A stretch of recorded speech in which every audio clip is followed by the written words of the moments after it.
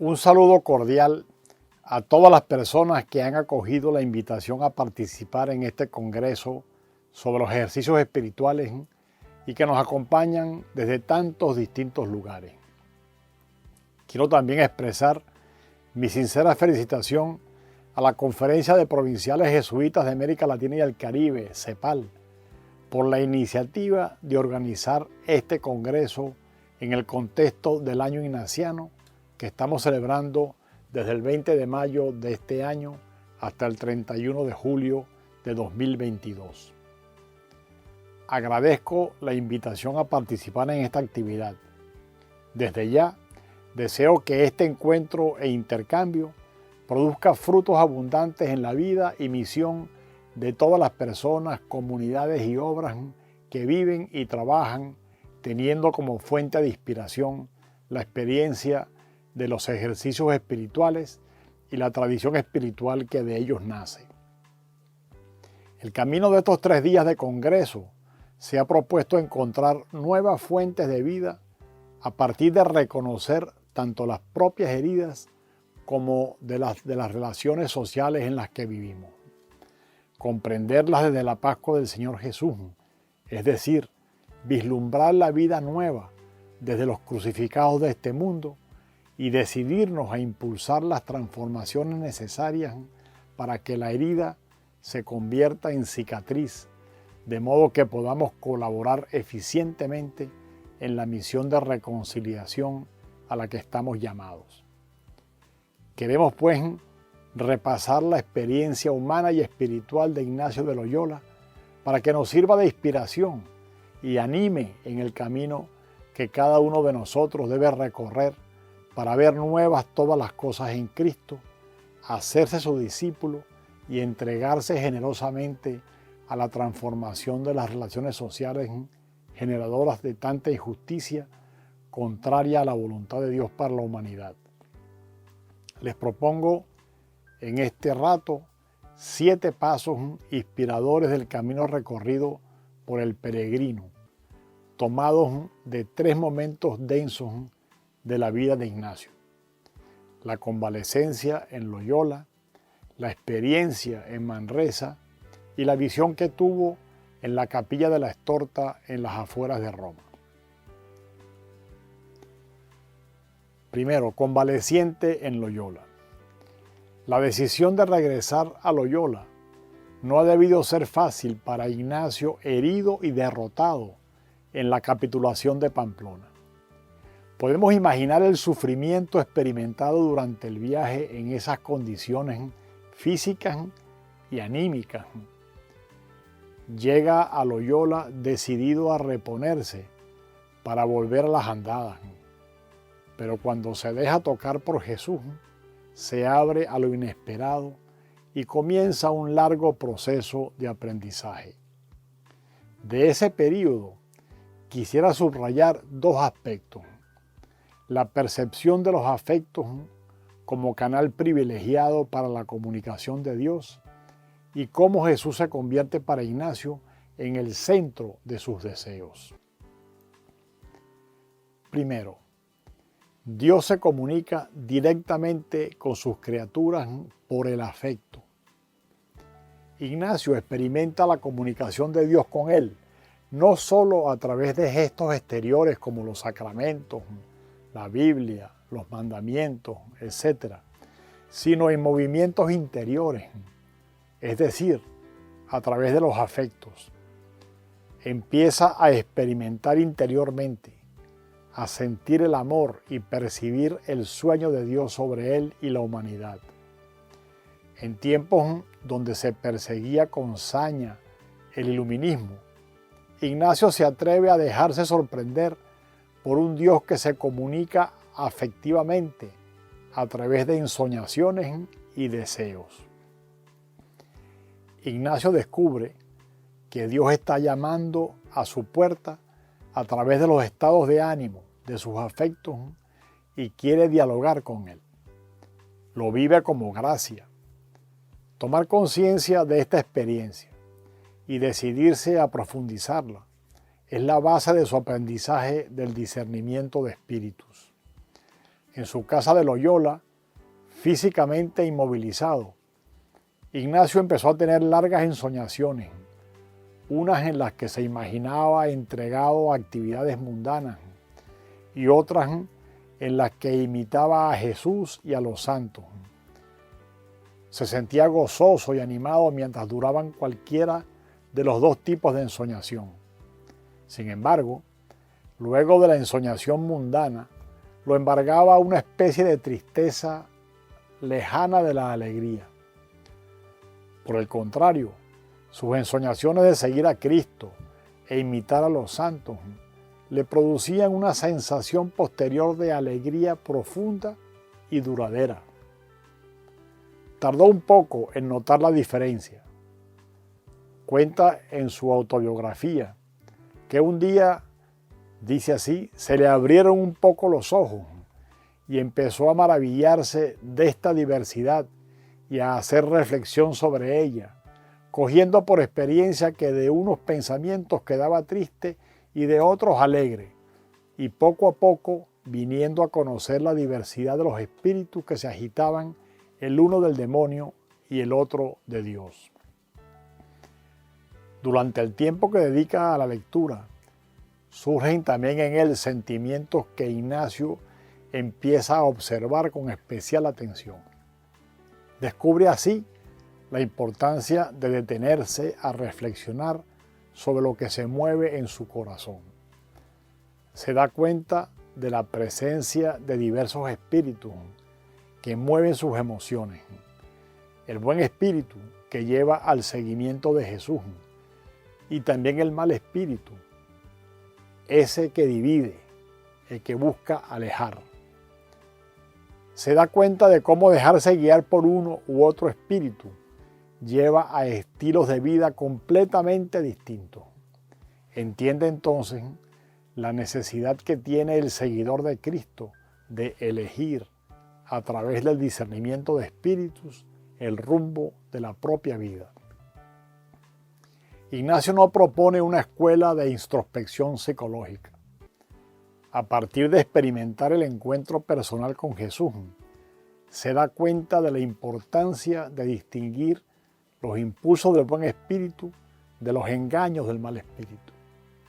Sin embargo, el discernimiento de los espíritus requiere el recurso a la inteligencia, a la transparencia y a la honestidad en el reconocer los movimientos interiores para darse cuenta de si llevan o no a seguir a Jesús, su estilo de vida evangélico y el compromiso radical con su misión. Por eso, en los ejercicios propone una serie de reglas que ayudan a discernir los espíritus, además de confrontar sinceramente la experiencia de oración con la persona que acompaña la experiencia. La experiencia de Ignacio nos enseña la necesidad de preguntar constantemente al Señor: ¿dónde quieres que estemos? ¿Qué quieres que hagamos? Para así orientar todos nuestros esfuerzos hacia donde haya más necesidad y se espere mayor bien. Para ello es necesario el ejercicio del discernimiento de espíritus tanto personal como en común con otros. Esa es la brújula que necesitamos aprender a usar para orientarnos en medio del cambio de época que vive actualmente la humanidad, para encontrar y proponer salidas inspiradas en el Evangelio a las situaciones de injusticia que se agravan día tras día, pero también para tomar decisiones en las encrucijadas que las nuevas realidades nos presentan. Ignacio advierte en las llamadas reglas para la segunda semana que debemos estar muy atentos al mal espíritu que muchas veces finge la voz de Dios y por eso nos engaña, nos desorienta en situaciones tan complejas como las que vivimos.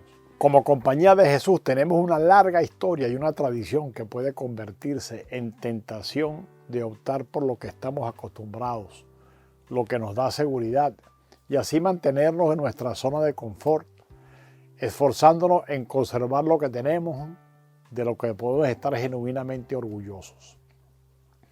Es la tentación de dejarnos llevar por el miedo a abandonar lo que ha perdido sentido para poner nuestras energías en nuevos proyectos y nuevos modos de gestión apostólica.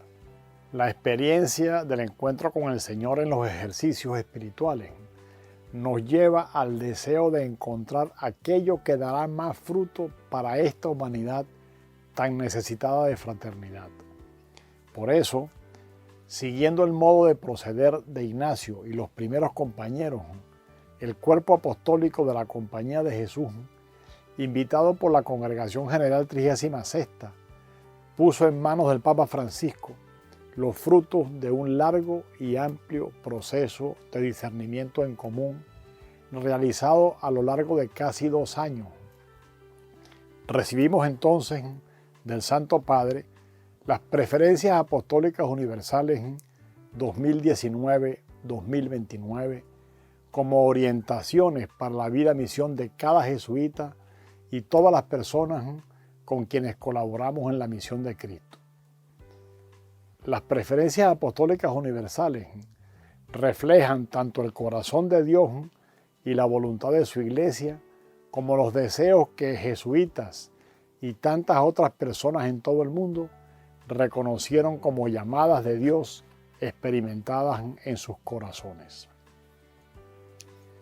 La práctica personal y comunitaria de descubrir la voz de Jesús en nuestros afectos es vital para recuperar la esperanza.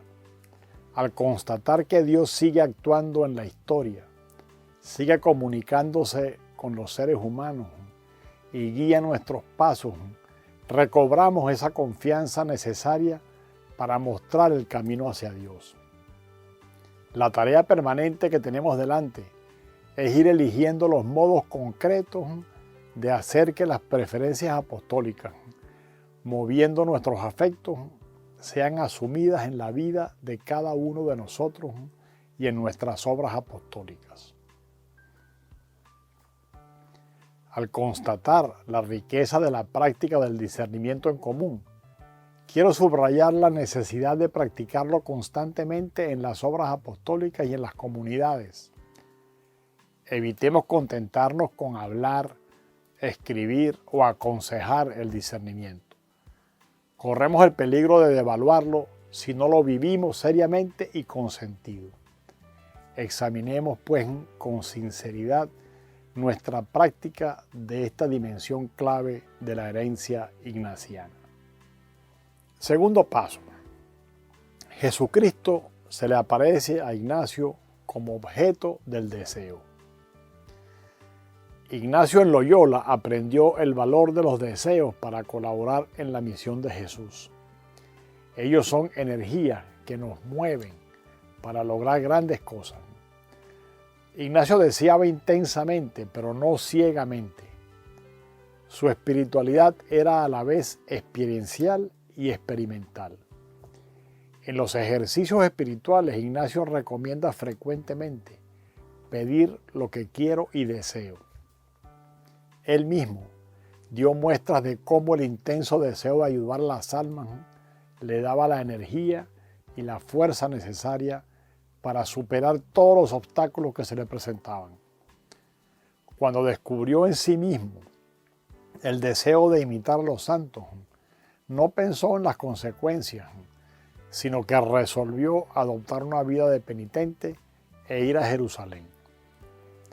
Cuando imaginaba a Cristo nuestro Señor en la cruz, surgía en él el deseo hondo de imitarlo en pobreza, en soportar todo tipo de insultos y agravios y compartir con él su tarea de llevar las almas al Padre. Podemos pues decir que Ignacio tenía 3 santos deseos principales: imitar a los santos, compartir la pobreza, los insultos y las humillaciones de Cristo y ayudar a las almas. Por eso escribía a la comunidad de Coimbra, pero sobre todo querría os excitase el amor puro de Jesucristo y deseo de su honra y de la salud de las ánimas que redimió. También en las constituciones de la Compañía de Jesús y en sus cartas se ve claramente que Ignacio quería que todos los jesuitas consideraran los santos deseos como gracias que habían de apreciarse hondamente y activamente buscarse. En el examen general, ese primer modo de solicitar ser admitido en la compañía escudriña cuidadosamente el deseo de seguir a Cristo que debe mover a cada candidato a la vida religiosa como jesuita. Se le pregunta al candidato si realmente quiere vivir la vida de los consejos evangélicos. Si contesta afirmativamente, se sigue indagando cuánto tiempo sería que los deseos de dejar el século y seguir los consejos de Cristo nuestro Señor le comenzaron a venir. Y el que lo entrevista continúa con las mismas preguntas respecto de la compañía. Si tiene determinación deliberada de vivir y morir en indómino con esta y en esta compañía de Jesús, nuestro Criador y Señor, ¿de cuándo acá? El ser jesuita nace pues de un fuerte deseo, y para que uno llegue muy lejos en el seguimiento de Jesús, necesita desarrollar una gran capacidad de desear. Sin deseos hay poca vitalidad y pasión por el reino de Dios. Sin embargo, durante los ejercicios espirituales, Ignacio supone que habrá una lucha entre deseos opuestos. Eso es lo que ocurre normalmente y no es la excepción. Si no ocurre durante la experiencia, algo está fallando y hay que preguntarse qué es. Es en ese confrontar los diferentes deseos que el ejercitante aprende a discernir los deseos auténticos de los deseos engañosos. Los auténticos son los que humanizan a la persona, la liberan y le dan ánimo y esperanza, y esos vienen del buen espíritu. Cuanto más auténticos nuestros deseos, tanto más nos mueven a glorificar a Dios. Los deseos engañosos son los que lo desarmonizan, aprisionan, dividen internamente y vienen del mal espíritu. En ese sentido, Ignacio fue maestro en enseñar a los jesuitas a alentar los deseos auténticos y a mortificar, es decir, a dar muerte a los deseos engañosos como son los deseos de riquezas, vanidades y soberbia. Hoy nos podemos preguntar por los deseos que encontramos en nuestro corazón. La conversión a la que somos invitados con la celebración de este año ignaciano vendrá no tanto del voluntarismo, sino del cautivante encuentro con Jesús, como lo propone Ignacio en la segunda semana de los ejercicios, a saber, a través de la contemplación de la vida de Jesús, para que, como por ósmosis, entre en nuestros corazones su amor al Padre y su compasión ante los heridos del camino, su pasión por la fraternidad, su despojo de toda clase de privilegios. En este año ignaciano, estamos pues invitados a mantener la convivencia cotidiana y frecuente con Jesús, descubrirlo en lo que hacemos, para que siga despertando en nosotros ese deseo de identificarnos con Él. Así tendremos por un lado el gozo de dar vida a los demás y por otro lado la libertad de sufrir como Él desprestigio, fracasos apostólicos, incomprensiones, por la misión que el Padre nos encomienda. Esa identificación con Jesucristo es nuestro camino hacia Dios compartido con otros. Es el modo como nos acercamos a los pobres para caminar con ellos, como los descubrimos en la difícil y esperanzadora realidad de los millones de jóvenes en América Latina y en el cuidado de la casa común. Se trata, por tanto, de que Jesús sea principio y fundamento de nuestra vida. Y aquí nos viene muy bien recordar a nuestro querido padre Adolfo Nicolás, quien con mucha lucidez habló insistentemente de las distracciones que en nuestra vida impiden que Jesús sea el centro. Las distracciones del cuidado del ego, del perfeccionismo, del uso indiscreto de los medios, aparatos e internet, por ejemplo, y de la superficialidad religiosa. nos insistió en recurrir al recuerdo de jesuitas emblemáticos, como el mismo Ignacio, como Francisco Javier, como Pedro Fabro o Mateo Ricci o José de Anchieta, Alfonso Rodríguez, Teilhard de Chardin, Pedro Arrupe y tantos otros. Recordarlos como invitación para ir al centro en Dios y el centro de nosotros mismos y nuestra vocación en la compañía y en la iglesia. Es por eso que la formación de los jesuitas y de quienes deciden compartir la colaboración en la misión del Señor se propone facilitar que aflore en cada persona el deseo y la pasión por Jesucristo y su Evangelio. Dentro de cada persona que ha escuchado la llamada del Señor, existe ese deseo. No es algo exterior que deba ser incorporado. Es algo presente en el corazón de cada persona que necesita una mistagogía, una iniciación en el camino de encontrarse con el Señor y abrirse a su gracia. Eso lleva a que constantemente necesitamos examinar si las estructuras y los métodos en las distintas etapas de los procesos de formación favorecen el desarrollo y crecimiento de esta pasión y enamoramiento de Jesús. Así, los escolares jesuitas encontrarán mucho sentido a los 3 votos y a la promesa de entrar en la compañía como expresión de esa entrega creciente a Jesús que tanto nos ama. Se harán capaces de vencer las tentaciones de una sociedad individualista basada en la imagen y obtener likes en las redes sociales. Tendrán el deseo de conocer la manera de cómo Jesús tomó la decisión de subir a Jerusalén y aceptar padecer en manos de las autoridades, morir y luego resucitar. Eso vale para el camino de la formación de los escolares, que aprenderán a convivir con los fracasos apostólicos, a perder, porque el mismo Señor perdió antes de resucitar. Pero vale también, mutatis mutandis, para todas las personas incorporadas a la misión que recorren caminos semejantes.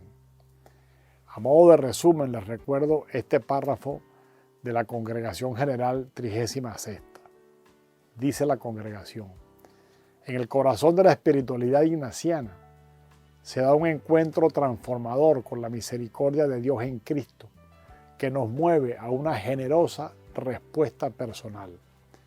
La experiencia de la misericordia con la que Dios mira nuestras debilidades y nuestro pecado nos hace humildes y nos llena de gratitud, ayudándonos a convertirnos en ministros de misericordia para todos. Hasta aquí la congregación.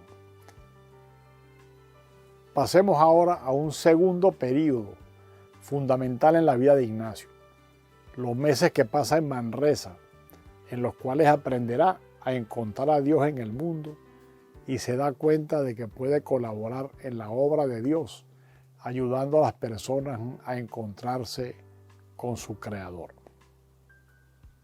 En Manresa, Ignacio continúa aprendiendo. En lo que recupera suficientemente su salud, Ignacio se ve impulsado a salir de la casa de Loyola hacia un sitio en el que no fuera reconocido ni se contara entre los poderosos. Cojeando, llega a Montserrat y Manresa, donde pasa 9 meses de importantes transformaciones personales, tanto exteriores como interiores. Y este es el tercer paso que les propongo. Ignacio aprendió a descubrir a Dios en el mundo, a través de muchas horas diarias de oración y sobre todo en la experiencia a orillas del río Cardoner. Ignacio aprende a reconocer la presencia de Dios en el mundo. No tuvo una iluminación repentina, sino adquirió un nuevo estado de conciencia de las cosas que antes había vivido. El mismo Ignacio la describe así en la autobiografía. Dice: se le empezaron a abrir los ojos del entendimiento, y no que viese alguna visión, sino entendiendo y conociendo muchas cosas. y esto con una ilustración tan grande que le parecían todas las cosas nuevas. El padre González da Cámara, en su memorial, recoge la respuesta de Ignacio a una seguidilla de preguntas que le hizo sobre la fundación de la compañía. Dijo Ignacio estas palabras: y a estas cosas y a todas se responderá con un negocio que pasó por mí en Manresa. Añade el padre Cámara: era este negocio una grande ilustración del entendimiento en la cual nuestro Señor en Manresa manifestó a nuestro Padre estas y muchas otras cosas de las que ordenó en la compañía. Sin embargo, Ignacio no vio un mundo bien arregladito, sino por el contrario, lleno de sufrimiento, fruto del pecado, del alejamiento de Dios. Lo ve con los ojos de Jesucristo, de aquel que asumió misericordiosamente nuestra humanidad con sus luces y sombras, para que éstas pudieran ser redimidas y transfiguradas. La mirada de Jesús enciende una luz en la oscuridad y le permite a Ignacio empezar a ver más claro cómo poner en práctica el amor que viene de Dios en las realidades dolorosas de este mundo. Actualmente estamos invitados a descubrir a Dios, tanto en las situaciones sociales conflictivas en nuestra América Latina y el Caribe, que oprimen nuestro corazón e intentan hacer desaparecer la esperanza, como en las situaciones donde el cuerpo apostólico está trabajando con ahínco y facilita el anuncio de la buena noticia de Jesucristo. El Papa Francisco, en su encíclica Fratelli Tutti, señala algunas de estas realidades.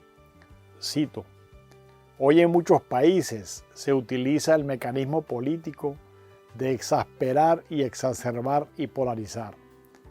La política ya no es así una discusión sana sobre proyectos a largo plazo para el desarrollo de todos y el bien común, sino solo recetas inmediatistas de marketing que encuentran en la destrucción del otro el recurso más eficaz. Hasta aquí el Papa. ¿Cómo descubrir la presencia de Dios de la vida en estas situaciones de muerte? ¿Por dónde tendría que surgir la vida en estas situaciones?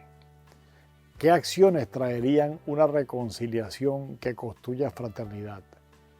Los que hacemos ejercicios espirituales estamos prontos y diligentes para colaborar. Los ejercicios espirituales vividos con apertura y libertad son el camino que nos lleva a ver nuevas todas las cosas cuando se hacen. Van mucho más allá de transmitir un conocimiento exclusivamente racional al estilo ilustrado de gran parte de la cultura occidental. Al contrario, nos ayudan a sentir y gustar las cosas internamente. Por eso es tan importante facilitar esta experiencia a todos aquellos con los que compartimos la misión, especialmente a los jóvenes. Al mismo tiempo, hecha la experiencia de los ejercicios espirituales, es fundamental examinar cuánto fruto produce la semilla sembrada en nuestras vidas. Somos mejores personas, más generosas, entregadas, orientadas por las preferencias apostólicas universales en nuestra vida y trabajo. Crecemos en colaboración con otros, en tejer redes que promueven la reconciliación entre los seres humanos con el medio ambiente y con Dios. Y llegamos así al cuarto paso de la vida de Ignacio que quiero proponerle. En Manresa aprendió a participar en la obra de Dios ayudando a las almas.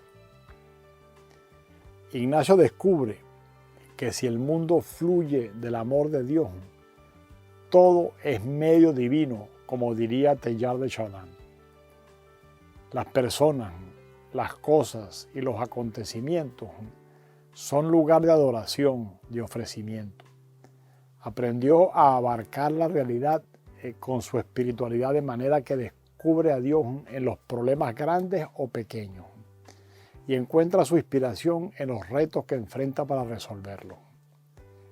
A Ignacio se le borra la frontera entre lo sagrado y lo profano, porque descubre a Dios en todo. Es una manera de vivir en el mundo como terreno sagrado. Ignacio no quiere amar y servir a Dios más que amando y sirviendo a su creación y a sus criaturas, porque son inseparables. Su experiencia de Dios lo lleva a salir de sí mismo y participar en la misión redentora realizada a través del Hijo, que se vacía de sí mismo para encarnarse entre los seres humanos y entregar su vida en la cruz para abrirnos al camino de la vida verdadera. A su vida de oración, Ignacio añade el ayudar a otros con conversaciones y otros medios, como son especialmente los mismos ejercicios espirituales que comienza a escribir en Manresa como instrumento apostólico. Aquí en Manresa aparece la pasión de Ignacio por el servicio a las almas. Descubre un nuevo horizonte para su espiritualidad, que es la ayuda al prójimo, y se desarrolla una espiritualidad claramente apostólica. Así, Ignacio se transforma de ermitaño en apóstol. Entendió que Dios no le pide solo ascesis, penitencias, ayunos, etc., sino ayudar a las almas. Descubrió que el amor de Dios lo lleva a salir de su enterramiento. En palabras del Papa Francisco, quiere que sea un samaritano que forme parte de una iglesia en salida de sí misma. Ignacio comenzará luego a buscar compañeros apasionados por la misión de Jesucristo. En Manresa encontramos pues la semilla de la visión de Ignacio sobre una vida religiosa apostólica. La novedad está en el hecho de que el apostolado, el servicio, constituía el eje alrededor del cual se configura este grupo de compañeros. Un grupo para el cual el servicio apostólico es lo primario.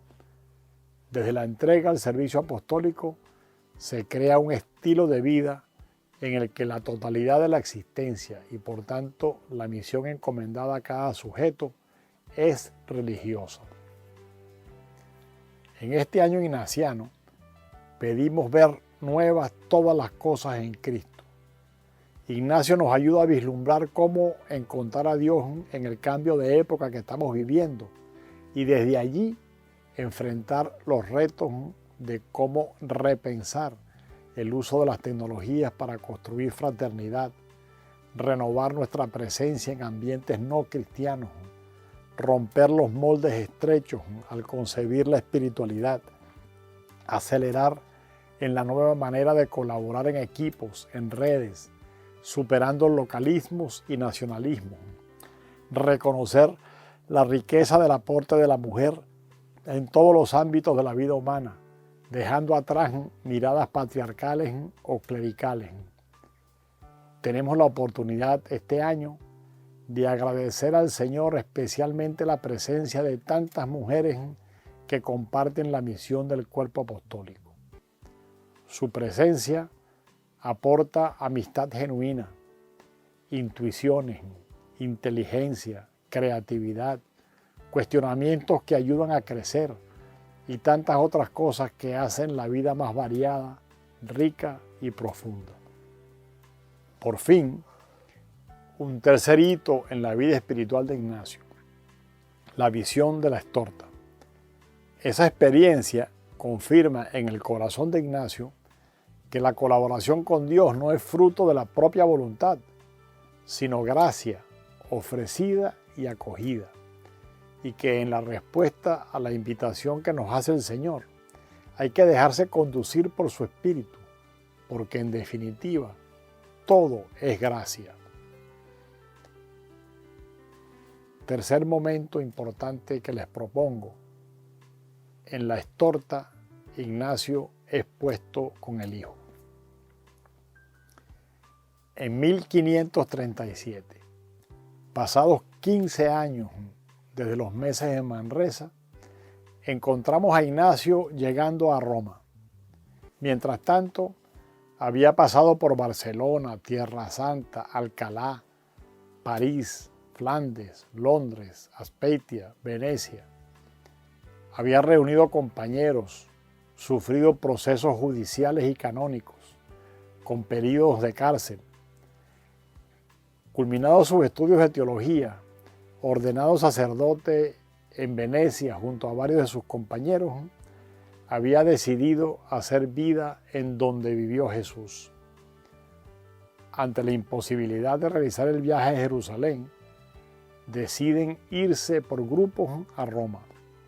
Pocos kilómetros antes de llegar a la ciudad, entró Ignacio en la pequeña capilla de la Estorta y mientras hacía oración, sintió tal mudanza en su ánima y vio tan claro que Dios le ponía con Cristo su Hijo, que no tendría ánimo de dudar de esto, sino que Dios Padre le ponía con su Hijo. Esa visión marcará profundamente la vida de Ignacio en adelante. En Roma, donde pasará el resto de su vida, Ignacio, juntamente con un grupo de compañeros, dará inicio a la Compañía de Jesús y a un nuevo estilo de vida religiosa y apostólica. Permítame pues resumir algunos aprendizajes ligados a esta experiencia de la Estorta. Y con esto le presento el quinto paso en este proceso. Ignacio en Roma aprendió a superar el voluntarismo. El camino espiritual de Ignacio se inicia con la herida que lo obliga a parar en la vida, al silencio, a la incapacidad de moverse, a la dependencia de la ayuda de los demás.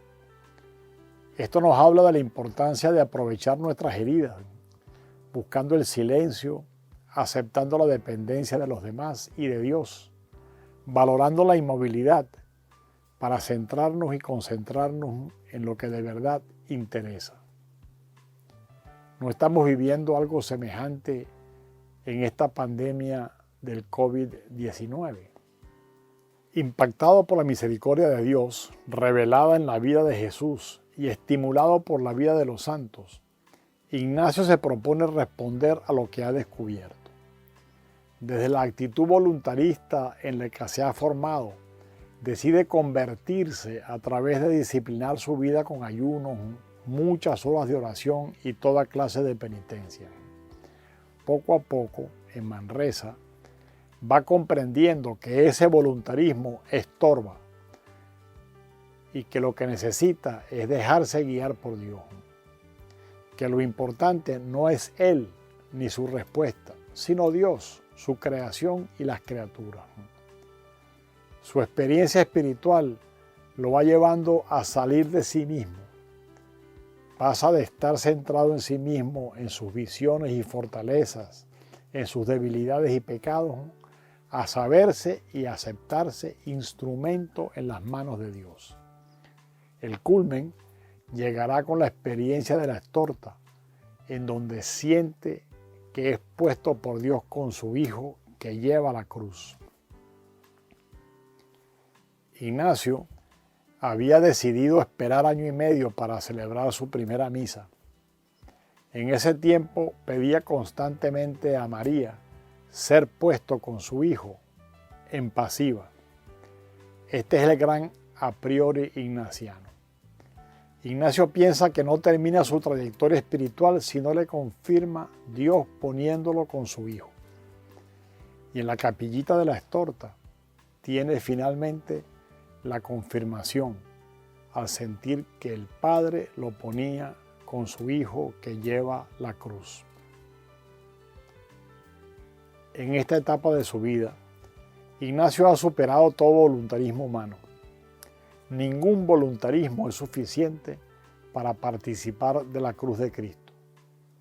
Como bien lo explicita Ignacio en la consideración de las 3 maneras de humildad en los ejercicios, Se trata de una gracia a pedir insistentemente desde el deseo de vivir en comunión con el Señor, por la simple razón de que esa fue la manera en que Jesús vivió. Desde esa gracia, cada uno será capaz de acoger en lo concreto de la vida las decisiones exigentes, los proyectos que fracasan, las experiencias de persecución, menosprecio, traición, para más le imitar y servir. Así, lo que podría ser fuente de frustración, desánimo, rabia, rencor, se convierte en ocasión de consolación por la comunión con el Señor y por tanto de suma gracia, como la cruz, que de señal de fracaso e instrumento de muerte pasa a ser trono de gloria y fuente de vida. Ignacio descubre su deseo activo de ser configurado totalmente por Jesús y con Jesús. No es solo el hacer, sino también el ser uno con Jesús, yendo más allá de las acciones. En esto vemos la obra increíble de Dios en Ignacio, que se identifica plenamente con el Señor en su tercera manera de humildad. Ya no se trata de ir con Él y defender su causa buscando lo que sea, mayor servicio y alabanza, como en la contemplación del llamado del Rey eternal, sino ser configurado por todo el proceso pascual de Jesús, siendo igual alabanza y gloria. Ignacio aprende así a relativizar su modo de proceder, impregnado de voluntarismo, y se abandona en las manos del Señor.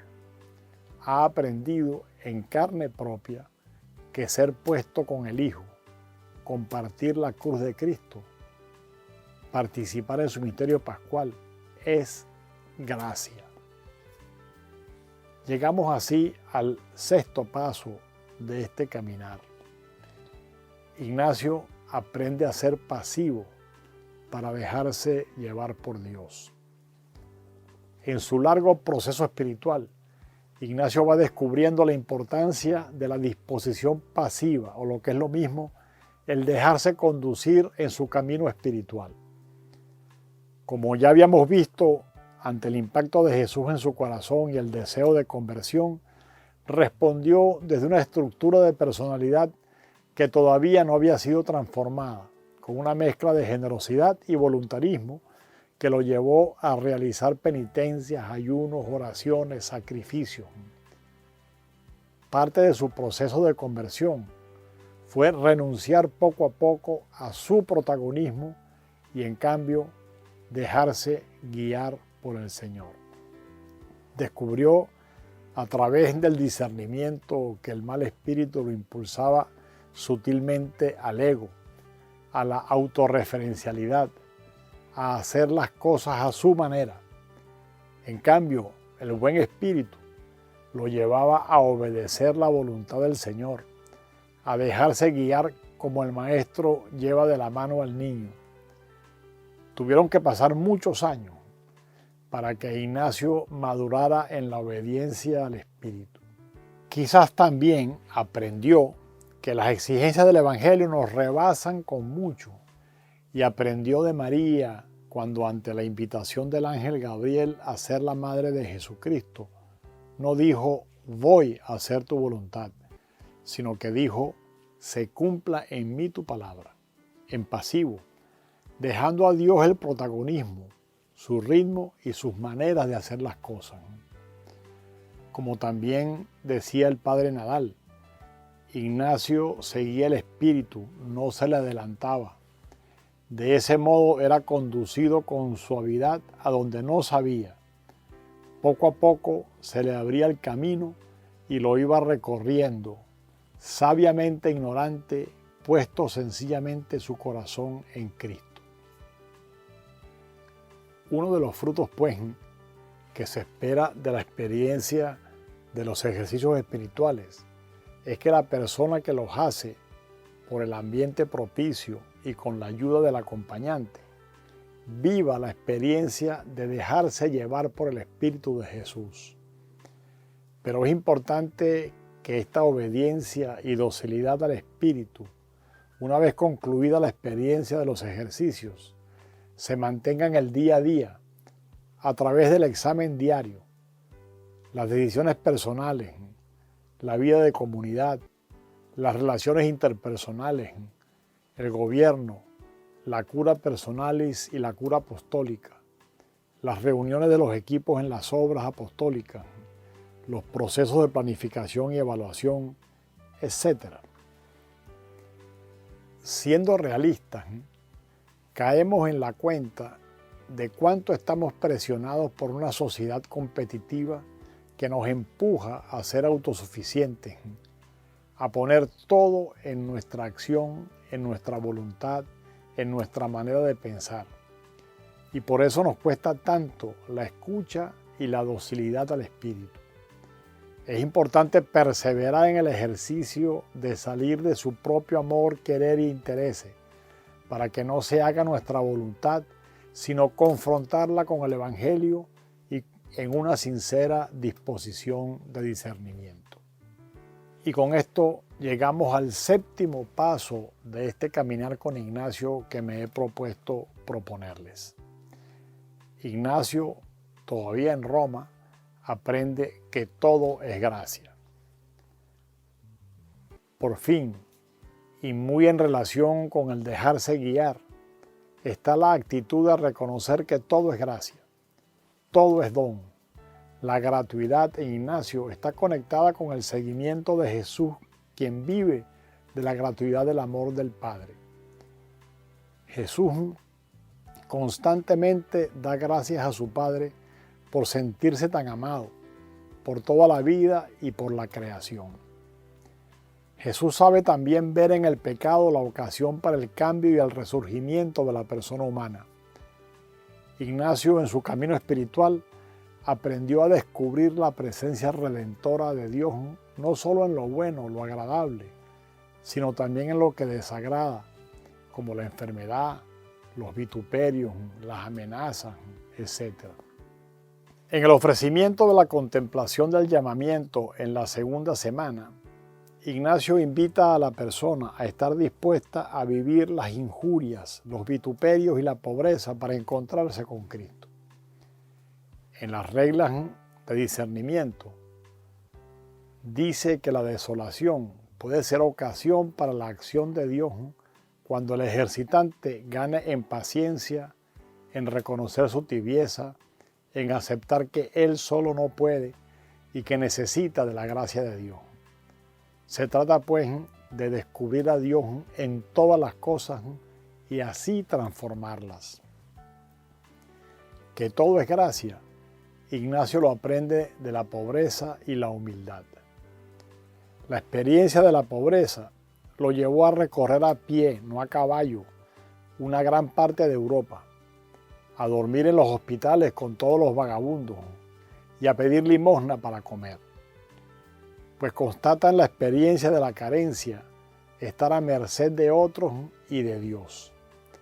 Descubrió que la pobreza es una madre que nos enseña muchas cosas importantes de la vida. Nos salva de la autosuficiencia, del apego a la seguridad y nos abre el corazón a otros pobres y a Dios. En la humildad, porque él mismo estaba convencido que era impedimento, yo para mí me persuado que antes y después soy todo impedimento y que de esto siento mayor contentamiento y gozo espiritual en el Señor nuestro por no querer atribuir a mí cosa alguna que buena parezca.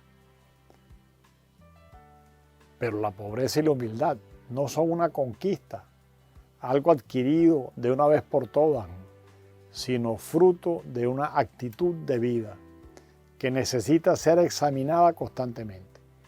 Por eso, siguiendo frecuentes y constantes mociones espirituales, he invitado a todo el cuerpo de la Compañía de Jesús a profundizar el sentido de la pobreza evangélica y examinar cómo vivimos el voto de pobreza en las actuales condiciones de la enorme variedad de contextos sociales en los que se desarrolla nuestra vida misión. Abriendo la carta enviada a toda la compañía el pasado 27 de septiembre, digo, mostrar el camino hacia Dios exige de nosotros adoptar el modo de proceder de Jesús, un ser humano pobre y humilde. Jesús de Nazaret es el que da a conocer el amor incondicional de Dios con nosotros y nos invita a vivir la pobreza evangélica que nos lleva a caminar junto a los pobres y a ponernos a su servicio. Ignacio no quiere en el ejercitante un seguimiento idealista de Jesucristo, que no cuenta con el misterio de la encarnación y la cruz. En los ejercicios, la cruz aparece desde la contemplación del nacimiento, para que el Señor sea nacido en suma pobreza, para morir en cruz, y todo esto por mí. Después, reflexionando, sacar algún provecho espiritual. La experiencia de los ejercicios espirituales nos pone en el seguimiento del Jesús que se vació de sí mismo, se hizo pobre y fue humillado.